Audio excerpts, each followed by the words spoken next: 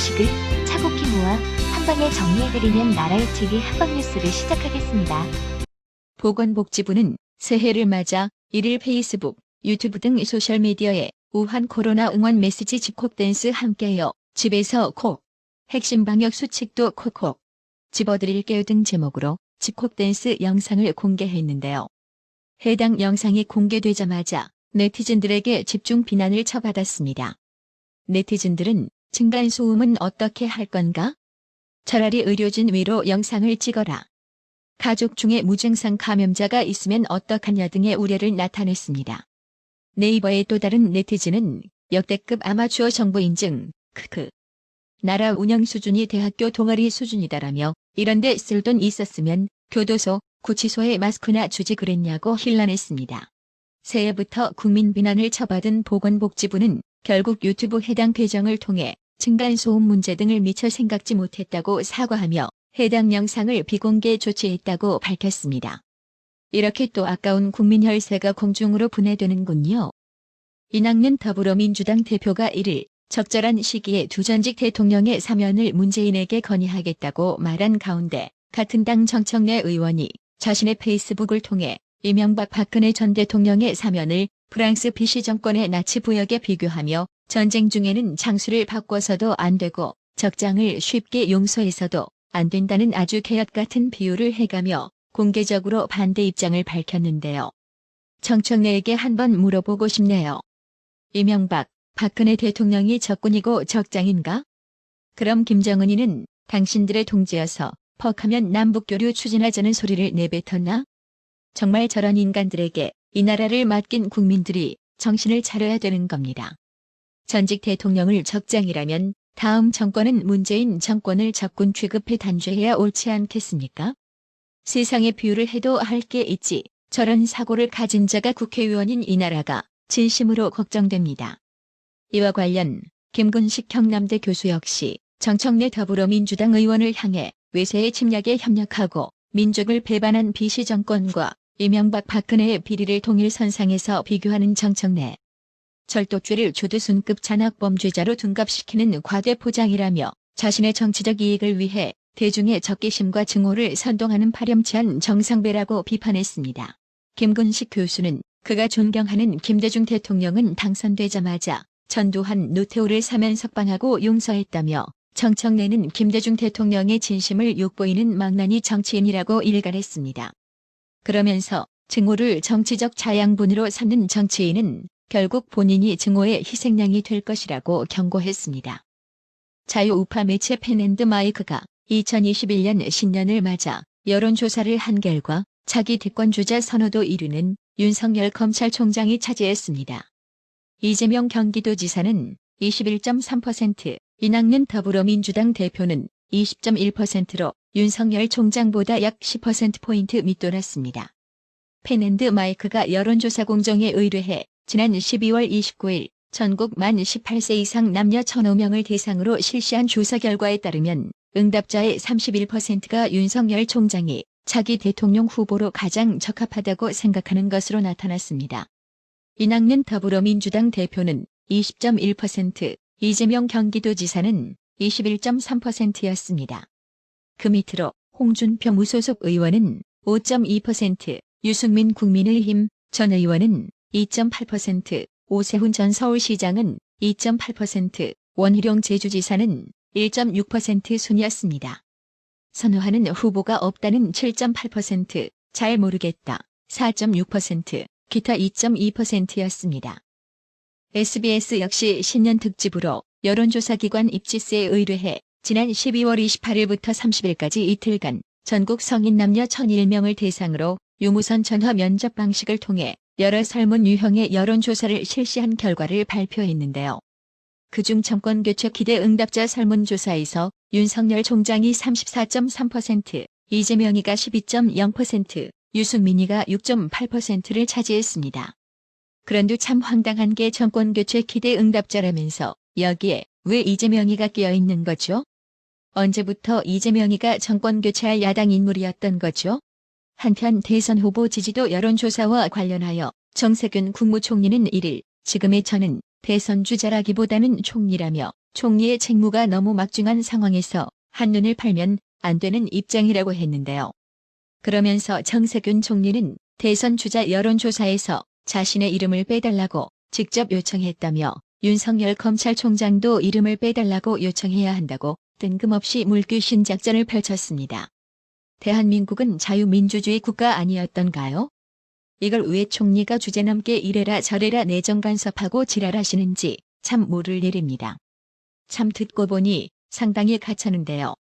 그래서 이번 신년 특집 SBS 여론조사를 살펴보니 정세균이 이름도 있더군요. 정세균은 여론조사에서 고작 1.5%의 지지율을 얻었습니다. 정세균 씨, 진작에 법무부 장관의 입장은 너무 막중한 상황에서 오로지 윤석열 찍어내리기에만 한눈을 팔면 안 되는 입장이라고 추미애한테 먼저 조언을 했어야 하지 않았겠습니까? 법무부 장관 자리는 무슨 하찮은 자리여서 돌이킬 수 없는 동부구치소 대집단 감염 사태를 수수방관하고 있었습니까? 이거 반드시 책임져야만 할 겁니다. 2021년 1월 1일 새해부터 여러 매체들이 여론조사를 발표했는데요. 그중 주목할 만한 여론조사를 소개해보자면 조선일보, TV조선이 공동으로 한 4.7 서울, 부산시장 보궐선거 후보 선호도 조사에서 서울은 안철수 국민의당 대표, 부산은 박형준 동아대 교수가 선두인 것으로 나타났습니다.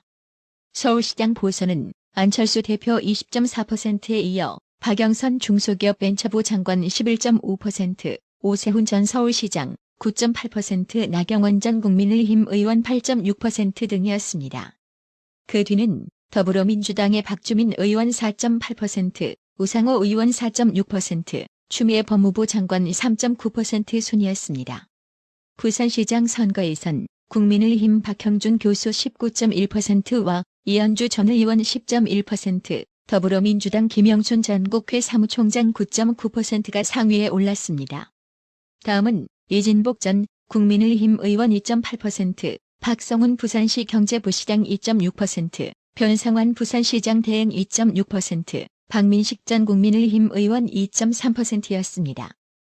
또 4.7 부산시장 보궐선거에서 부산 민심은 정부 지원보다 정부 견제가 필요하다는 의견이 2배 이상인 것으로 나타났습니다. 조선일보, TV조선이 칸타코리아에 의뢰해 부산 유권자 800명을 대상으로 실시한 신년 여론조사에서 현 정부를 견제하기 위해 야당 후보를 지원하겠다. 응답은 62.3%였습니다. 현 정부의 힘을 보태기 위해 여당 후보를 지원하겠다는 응답은 26.3%였고 모르겠다는 응답은 11.5%였습니다. 부산 유권자들은 연령대와 상관없이 정부를 견제하기 위해 야당 후보를 지원하겠다는 답이 다수였습니다. 지금 보시는 이 두 장의 사진은 문재인 좌파 정권의 인권 정책의 지옥이자 대한민국 인권 실상의 수치이며 문재인 좌파 정권 하에 한국의 민주주의가 후진국 수준으로 저급화되고 있다는 사실을 말해줍니다. 이로써 문재인 좌파 정권은 한국의 높은 수준의 인권 선진국을 순식간에 인권 미개국으로 추락시켰습니다. 정호진 정의당 수석대변인은 지난 31일 오후 국회 소통관 기자회견에서 최근 서울 동부구치소가 쇠창살 밖으로 손을 내밀며 구조 요청 메시지를 내보였던 일부 수용자들에 대해 진상조사를 하고 내부 징계 절차에 착수했다는 언론 보도를 언급하면서 서울 동부구치소 집단 감염과 관련 작금 사태에 대해 책임져야 할 사람은 수용자가 아니다. 방역 초기 대응에 실패한 총체적 관리 책임은 추미애 법무부 장관이라고 비판했습니다. 그러면서 배가 좌초해서 위험에 처했고 선장은 모른 채 해서 구해달라고 손을 뻗었는데 왜 그게 잘못이냐라고 말했습니다. 정호진 수석대변인은 규정 위반은 누가 한 것이냐, 수용자도 인간임을 절박하게 외쳤던 모습에 문제 숨기기에만 급급할 뿐이라니 분노를 금할 수 없다고 했습니다. 심지어 민주당에서조차 쓴소리가 터져나왔습니다. 익명을 요구한 더불어민주당의 한 의원은 1일 서울 동부구치소 우한 코로나 집단 감염 사태에 대해 침묵을 이어가고 있는 당 지도부에 대해 아무리 그래도 사람이 죽어나가는데 최소한 유감 표명은 있어야 하는 것 아닌가? 라고 말했습니다. 실제로 민주당 지도부는 지난해 11월 27일 서울 동부구치소 직원이 최초 확진 판정을 받은 지 35일째인 이날까지 구치소 집단 감염 사태와 관련해 별도의 언급을 내놓고 있지 않습니다. 그 사이 동부구치소 관련 확진자는 1일 0시 기준 945명까지 늘었으며 사망자까지 나왔습니다. 진짜 자신들에게 불리하면 입에 자물쇠 채우는 게 특기인 좌파 정치권인데요.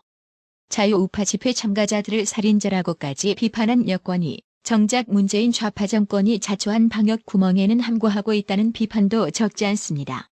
노영민 전 대통령 비서실장은 지난해 11월 국회 운영위원회 전체 회의에서 자유우파 집회 참가자들이 정부의 우한 코로나 방역 지침을 어겼다는 이유로 도둑놈이 아닌 살인자라고 지칭해 논란이 됐습니다.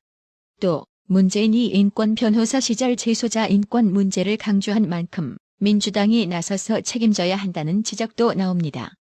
문재인은 변호사로 활동하던 1991년 11월 한겨레 신문에 기고한 갈수록 악화되는 재소자 인권이라는 제목의 칼럼을 통해 재소자는 별세계의 사람들이 아니라 바로 우리들의 일부이다. 그들을 인권의 사각지대에 방치하고서는 민주화를 말할 수 없다고 했는데요. 이랬던 문재인 역시 지금 보여주고 있는 꼬라지를 보세요. 진짜 말만 번지르르한 좌파 정권과 정치권이 아닐 수 없습니다.